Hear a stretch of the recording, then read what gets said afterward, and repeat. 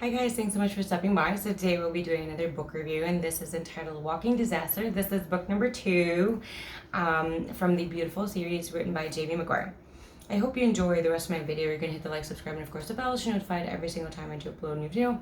All my social media accounts in the description section, including where you can get this, and so do check that out.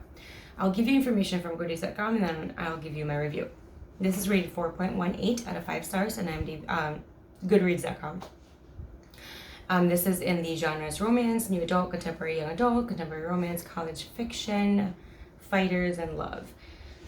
So it says here, this was published back in April 2013. So, yeah. I didn't get this back then. I know I got this probably, I can't say. It could have been seriously like last week, or it could have been a year ago or 2 years ago. I just don't know.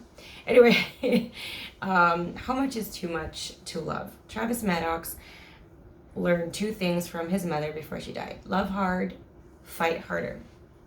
Finally, the highly anticipated follow-up to the New York Times bestseller Beautiful Disaster. Can you love someone too much?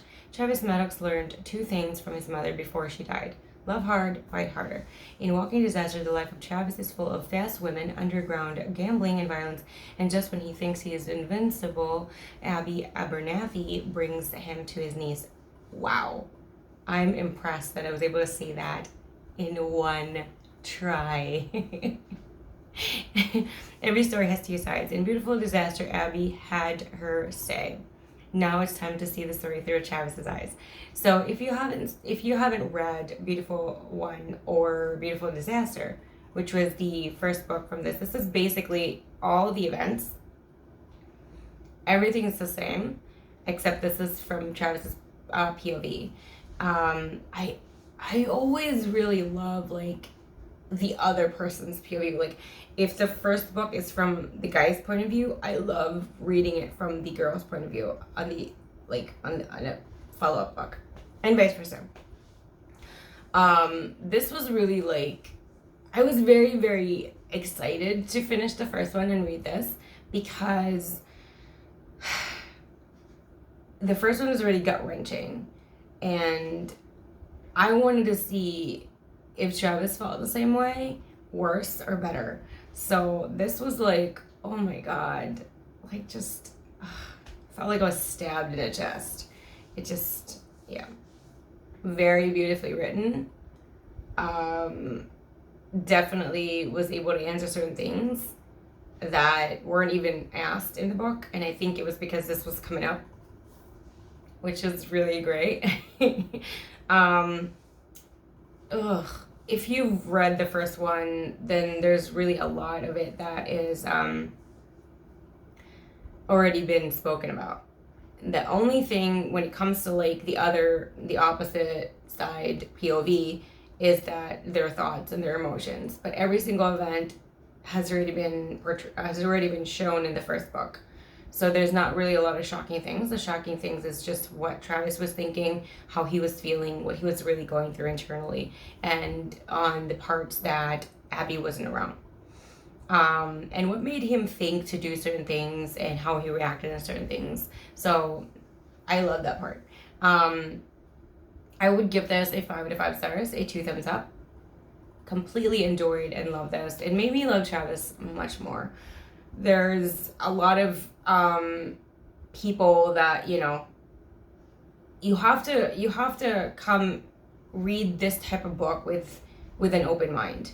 If it's not your type of book, the fighting and the violence and things like that, then because you have to expect that in this type of book, and if you can't deal with that, then it might not be a book for you. But I'm always very open to different subgenres and different topics and different scenarios. But the main genres would be like romance, contemporary, you know, things like that, mystery, thriller, that kind of thing. But the other details, everyone's going to be slightly different, and there are other details that I can tolerate, and there are some details that I really can't. But I try to push through. But this one I didn't have to do any of that. I'm just mentioning that because there's a lot of people that complain in regards to how it's very violent. and it's toxic and things like that. It just, you have to understand, not everybody's background is the same, and not everybody had a cookie cutter childhood, and trauma can make you become someone that is very different from a person whose background is a cookie cutter childhood. So just so you know, if you've read Beautiful Number One, which is Beautiful Disaster, it's already been said there that Abby did not have a cookie cutter perfect childhood or ideal childhood, and it's the same with Travis as well. He had a very traumatic experience, and it says it's being shown in the very, very beginning of this book. And so that's a lot of understanding, because the a huge trauma, the younger the age, it's very, very difficult for that person. It was, yeah. I'm just gonna stop there. I feel like I might say some things that might be a spoiler for some people. So, if you haven't read Beautiful Disaster first, please get that first before this one. They really are amazing together. But if you want to read this first and then go to the other one, it's okay. It's okay, but there's a bonus in this book that is not in the first one, and I would really urge you to do the first one first.